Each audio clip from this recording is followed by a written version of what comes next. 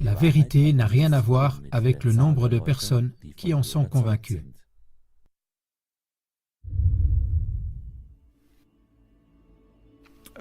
Si vous avez plus de 40 ans, vous vous souvenez probablement du 28 janvier 1986. C'était le jour d'une grande catastrophe de la NASA, devant la côte de Cap Canaveral en Floride. À 11h38 et 73 secondes après son lancement, la navette spatiale Challenger 23 a été pulvérisée par une énorme explosion au-dessus de l'Atlantique. Tous les 7 membres de l'équipage ont trouvé la mort, c'est-à-dire les 5 astronautes de la NASA et 2 spécialistes de charge utile.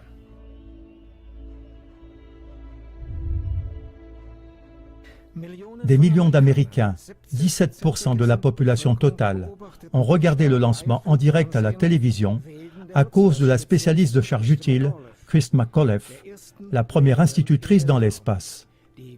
Le reportage médiatique sur l'explosion était riche et varié. Une étude montre que 85% des Américains interrogés en avaient entendu parler dans l'heure qui a suivi l'accident. Le monde entier était en état de choc. Le monde entier a pris part à la tristesse et au deuil pour les victimes de la navette spatiale.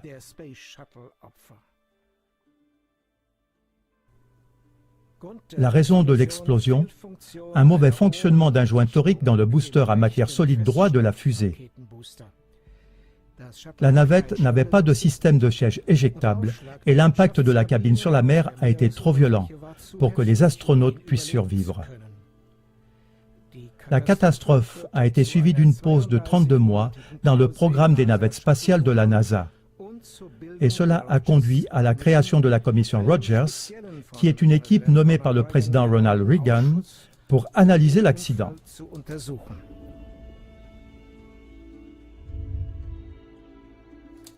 Voici les noms des 7 membres de l'équipage de Challenger. Premier, Francis Richard Scobie, commandant. Deuxième, Michael John Smith, pilote. Troisième, Ronald McNair, spécialiste de la mission. Quatrième, Alison Onozuka, spécialiste de la mission. Cinquième, Chuty Fresnick, spécialiste de la mission. Sixième, Gregory Jarvis, spécialiste de charge utile. Septième, Christ McAuliffe, spécialiste de charge utile.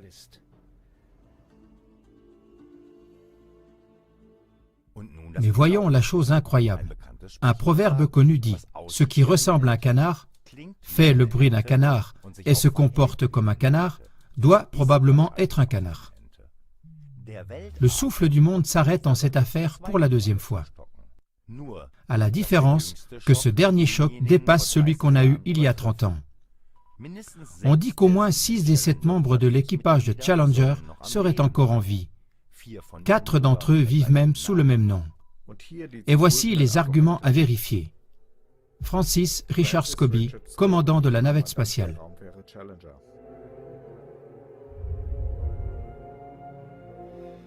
Francis Richard Scobie est né le 19 mai 1939 et était le commandant de la navette spatiale Challenger à l'époque. Exactement 30 ans après la chute de Challenger, on l'a découvert comme PDG de Cows in Trees. Cows in Trees était et est encore de nos jours une entreprise de publicité à Chicago. Si vous regardez ici ces 2 images, vous remarquez certainement au moins 3 choses qui se ressemblent beaucoup. Premièrement, ce front également haut et les mêmes sourcils. Et aussi les yeux, qui tirent un peu vers le bas à leur extrémité. Et toutes ces choses sous son 2e prénom Richard et le même âge. La photo de droite du PDG Richard Scobie se trouve aussi sur la page LinkedIn.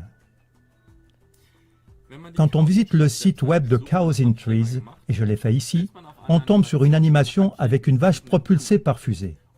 Et le tourbillon de poussière forme le nombre 6. Le tout nous rappelle très fortement la navette spatiale Challenger à la télévision, quand elle a explosé en plein vol. Peut-on imaginer humour plus noir? Michael J. Smith, pilote de Challenger.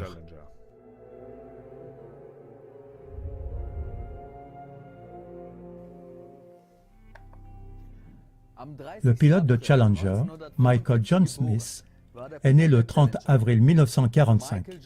Il avait 41 ans lorsqu'il a trouvé la mort dans l'explosion il y a 30 ans.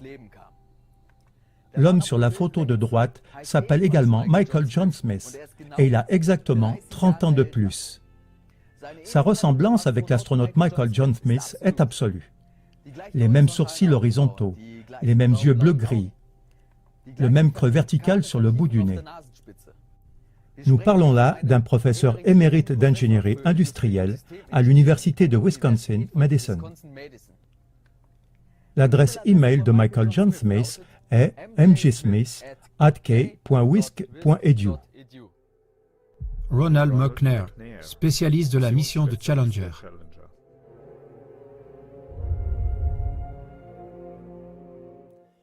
Ronald McNair, docteur en physique, né le 21 octobre 1950, était le deuxième astronaute afro-américain. Carl McNair, âgé de 66 ans, sur l'image à droite, ressemble exactement à ce que Ronald pourrait être à présent. Ce fait a sauté un jour aux yeux de certains citoyens américains. Lorsqu'on lui a parlé de sa ressemblance impressionnante avec Ronald McNair, on dit qu'il a répondu spontanément qu'il serait le frère jumeau de l'astronaute disparu. Mais parce que la ressemblance était flagrante à tous égards, certains Américains ont commencé à douter de cette affirmation. Mais pour ne pas publier des affirmations en l'air, ils ont commencé à faire des recherches. Jusqu'à présent, il n'était pas connu que Sir Ronald McNair décédé avait un frère jumeau. Sur Carl McNair, on a pu découvrir tout ce que l'on peut imaginer. Ainsi, par exemple, qu'il est écrivain, conseiller de formation et orateur passionnant, qu'il est le fondateur et le président émérite de la fondation Ronald McNair qu'il a créée en l'honneur de son frère disparu. Il n'y a qu'une chose que l'on n'a pas pu déceler au moment de la recherche à l'époque, ce sont des indications avant 1986 sur un frère jumeau de Ronald McNair nommé Carl. J'ai recherché sur Ancestry.com un dénommé Carl McNair qui prétend être le frère de l'astronaute McNair. Le site de Carl S. McNair, Linker-Seite, dit que son anniversaire serait le 16 décembre. Le site Wikipédia pour Ronald McNair dit que ses parents sont Carl C. et Pearl M. McNair. Alors j'ai cherché dans Ancestry.com tous les enregistrements de naissance et de baptême d'un dénommé Carl McNair qui serait né le 16 décembre et dont le père s'appellerait Carl McNair et la mère Pearl McNair. Le résultat de la recherche. Il y a seulement un enregistrement dans les actes de naissance du Texas entre 1903 et 1932. C'est celui de Herschel John McNair, né le 12 octobre 1912 à Rosewood, Upshur, dont le père s'appelle William McNair et la mère Pearl McNair. Cela revient à dire qu'il n'existe aucun Carl McNair, frère de Ronald McNair selon Ancestry.com. Voici la capture d'écran que j'ai faite d'Ancestry.com avec l'heure et la date dans le coin en bas à droite.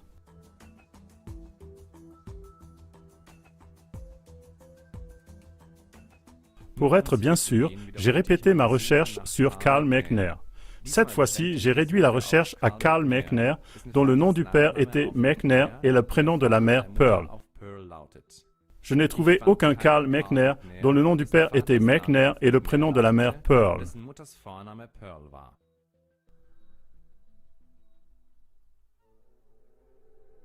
Ellison Onizuka, spécialiste de la mission de Challenger.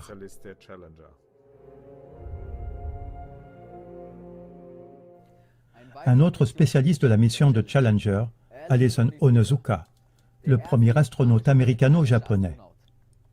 Lui aussi, on pensait l'avoir revu en public vivant après la catastrophe de Challenger. Quand on lui a demandé comment il pouvait être vivant, on dit qu'il se serait défendu en répondant être Claude, le frère jumeau de l'astronaute Ellison Onizuka, mort dans l'accident. Son affirmation n'était pas crédible non plus, de sorte que des citoyens ont commencé une recherche sur un frère jumeau de l'astronaute. L'astronaute Ellison Onizuka était né le 24 juin 1946 à Hawaï. Aucun registre de naissance ne parlait d'un frère jumeau Claude au moment de cette recherche-là. Alors, on dit qu'il a prétendu être le frère cadet d'Ellison Onizuka. Si Ellison était encore vivant, il ressemblerait exactement à son frère cadet sur cette photo. Les mêmes sourcils, les mêmes yeux, les mêmes pas de doigts, le même nez, voire même la même raie dans ses cheveux. Claude Onozuka est un membre du directoire du département pour le contrôle de l'alcoolémie dans le County of Hawaii à Hilo, Hawaï.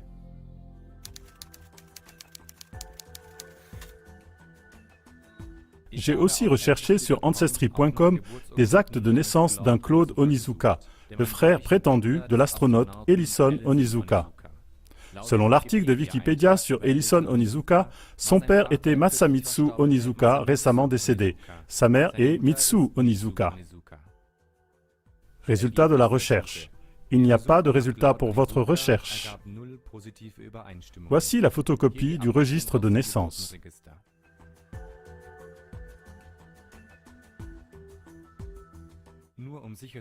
Par acquis de conscience, j'ai répété ma recherche sur Claude Onizuka, cette fois-ci sans indiquer les noms des parents. Il y avait 36 résultats, aucun d'entre eux n'était notre Claude Onizuka. Cela revient à dire que selon Ancestry.com, personne dont le nom serait Claude Onizuka n'est jamais né aux États-Unis. Judith Resnick, spécialiste de la mission Challenger.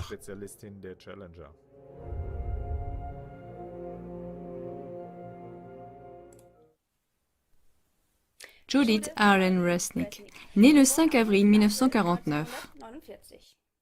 Qu'est-ce qu'il y a à dire d'important sur elle? Elle, qui avait un titre de docteur en électronique, était la spécialiste de la mission Challenger. Elle était la seconde astronaute américaine féminine et la toute première astronaute judéo-américaine qui ait volé dans l'espace. Et à partir de maintenant, ça commence à devenir intéressant. En effet, au collège Yale Law School, il y a la chaire d'un professeur qui s'appelle pareillement Judith Resnick. Cela peut arriver, le même nom.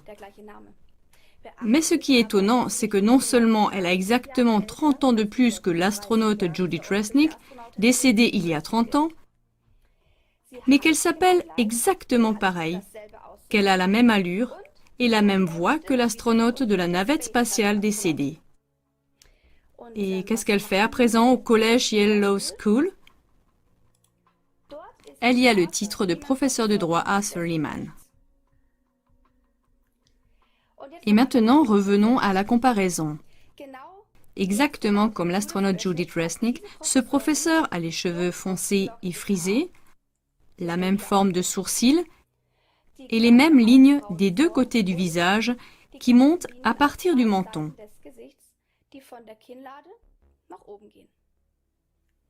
Qu'est-ce que vous voyez en plus? Les deux personnes ont exactement la même bouche et le même regard et les mêmes gestes. Ou bien voici encore une autre photo à titre de comparaison. Quand nous regardons la bouche, chez les deux Judith Resnick, on voit que la lèvre supérieure se pince quand elle parle. Le voyez-vous? Et est-ce que ce sont toutes des coïncidences? Dans ce qui suit, il y a deux recherches d'envergure sur Judith Resnick.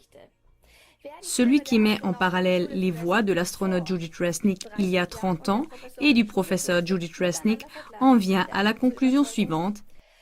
Il s'agit d'une seule et même femme.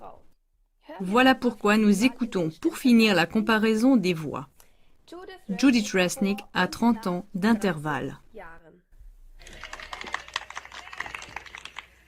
Well, I too am glad to be here one more time, and I am hoping that the affliction that Steve Hawley had from the 41D mission specialist of the delays hasn't rubbed off on me. And there were fewer than 40 federal judges around the United States, and they didn't need a building of their own. They were tucked into facilities like this.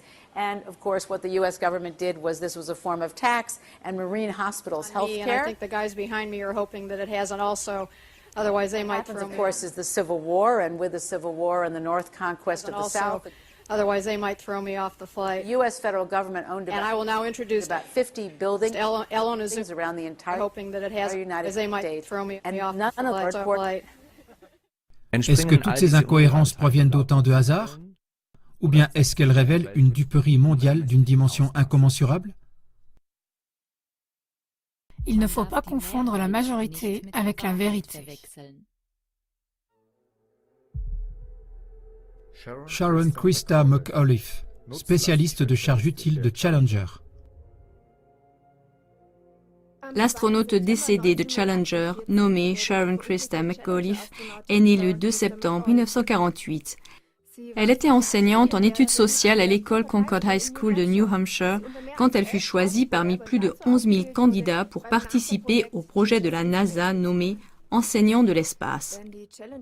Si Challenger n'avait pas explosé, elle aurait été la première institutrice dans l'espace. Si elle n'était pas morte lors de la catastrophe de Challenger, elle aurait maintenant 68 ans. Pendant les recherches sur les tromperies au sujet de la navette spatiale, nous avons trouvé aussi le double de Sharon McAuliffe avec une apparence analogue et le même nom. En tenant compte des 30 années écoulées, la professeure de la faculté de droit de l'université Syracuse ressemble exactement à l'astronaute McAuliffe. Elle n'a pas seulement la même apparence et aussi exactement le même âge. Si on regarde la mèche sur le front qui part du milieu de sa tête et va vers le côté gauche du front. Cette même avocate, Sharon A. McAuliffe, qui travaille à l'école de droit Syracuse Law School dans l'État de New York, est aussi la cousine du gouverneur de Virginie nommé Terry McAuliffe. Celui-ci a soutenu, en tant que dirigeant de campagne, la réélection de Clinton et aussi la campagne d'élection de sa femme Hillary. Il a aussi soutenu la NASA spécialement en ce qui concerne le lieu de décollage des navettes spatiales sur l'île Wallops dans l'océan Atlantique. Il y a une chose que nous devons garder à l'esprit pendant toutes ces recherches. Ce serait une chose si un membre de l'équipage de Challenger ressemblait à une personne qui est en vie à présent. Cela pourrait être pris pour une coïncidence. Mais c'est une toute autre chose si 6 membres de la même navette spatiale possèdent un double qui vit dans le même pays et que 4 de ces 6 portent aussi le même nom que les personnes décédées. L'estimation d'un professeur de physique résume la probabilité de la manière suivante. Avec une distribution binominale, on peut évaluer la probabilité qu'un tel événement ait lieu 4 fois en 10 ans. D'après une estimation, cela a une probabilité de 10 exposant moins 160. Pour comparer, la probabilité d'être touché par des déchets de l'espace a été calculée par des mathématiciens. Elle est de 6 fois 10 exposant moins 13. Donc, il est 7 fois plus probable, dans une vie, d'être touché par une météorite que de rencontrer une telle configuration de sosie. Mais la probabilité est sans doute encore plus élevée.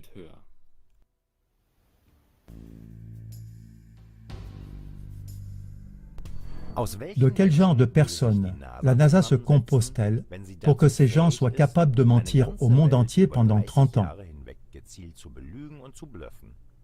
La NASA est une institution qui dévore des milliards provenant des impôts et de donateurs privés. Qu'est-ce que cela voudrait dire si 4 universités d'élite participaient à ce mensonge spatial qui concerne le monde entier? Des questions comme celles qui suivent devraient absolument être éclaircies. Qui est impliqué dans cette fraude? Car les astronautes supposés morts se retrouvent comme juristes, experts judiciaires, spécialistes financiers, etc. Si donc déjà toute la NASA, des astronautes et des professeurs de droit, c'est-à-dire ceux qui forment l'élite, participent à un mensonge au niveau mondial, qui d'autre y participe encore? Où se trouve le 7e astronaute Gregory Jarvis? Est-il encore en vie? Pour éclaircir de telles questions, l'humanité dépend de l'aide de chacun. Toute personne qui est en mesure de le faire est priée de participer à ce travail d'éclaircissement dont parle ce film. D'après des témoignages de membres de la NASA, celle-ci n'a pas seulement menti sur quelques points, mais en toutes choses.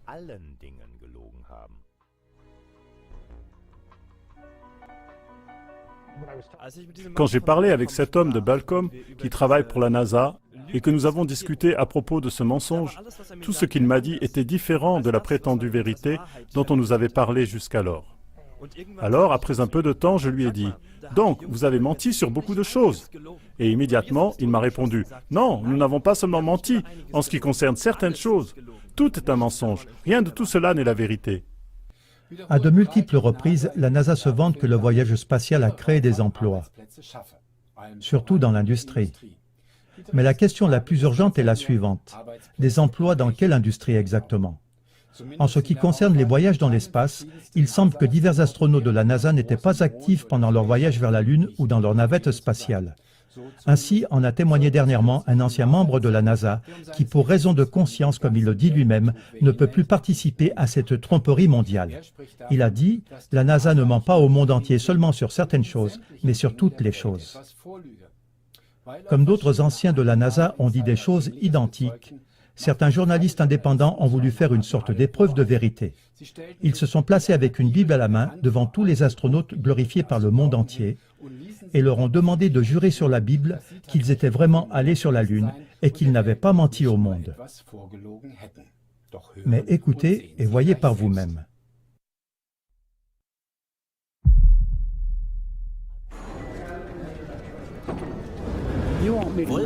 Est-ce que vous voulez que je vous frappe? Que je vous frappe?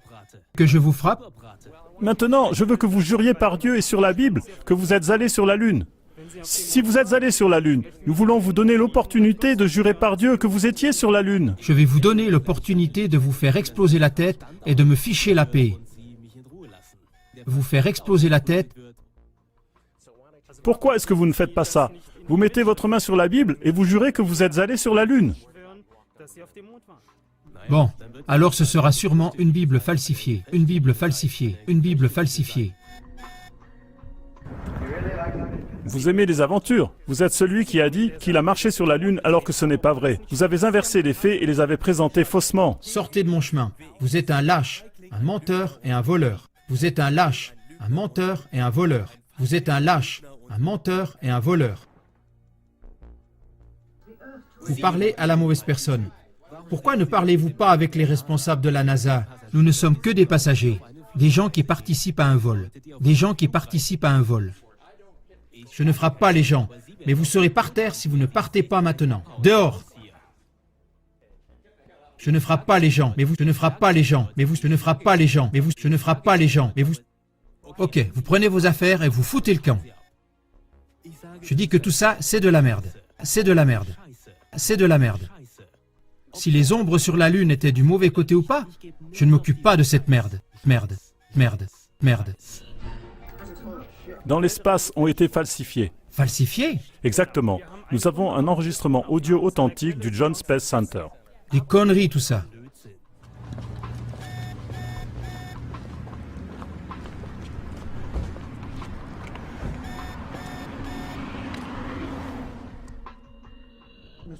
Vous ne méritez pas qu'on vous réponde. Si vous publiez ça, je vous traduirai en justice. Ok? Je vous traduirai en justice. Je vous traduirai en justice. Ok? Toutes ces réactions renforcent le soupçon que dans toute la NASA, il y a quelque chose qui n'est pas normal. Où se trouvaient les astronautes pendant leur prétendue mission spatiale? Et par cette façon de faire, quels buts sont poursuivis? Prendre des vacances aux frais des contribuables et des investisseurs? Ce n'est probablement pas ça. Quels rêves sont-ils en train de réaliser si pendant leur voyage spatial connu du monde entier, ils ne se trouvent pas dans une fusée? Les questions suivantes se posent donc. Combien d'images de l'espace publiées par la NASA sont véridiques? Quelles images sont montées? Est-ce que toute la représentation du monde que donne la science est fausse? Quelle branche de la science ment aussi? Où sont partis les milliards de dollars de dons et d'impôts si pendant des dizaines d'années, ils n'ont pas été utilisés pour la raison prétendue? Quels mass-médias sont dans ce coup? Les mass-médias ont-ils été trompés ou font-ils partie du mensonge? Quelles grandes sociétés sont complices? Qu'est-ce qui se passe avec la Lune si l'alunissage est un mensonge? Combien de services d'État, d'institutions juridiques et militaires et combien de services de sécurité sont complices? Combien d'universités, de facultés, d'écoles de droit, de branches d'économie, etc. sont dans le coup? CLA TV vous remercie pour toutes les informations qui contribuent au sujet.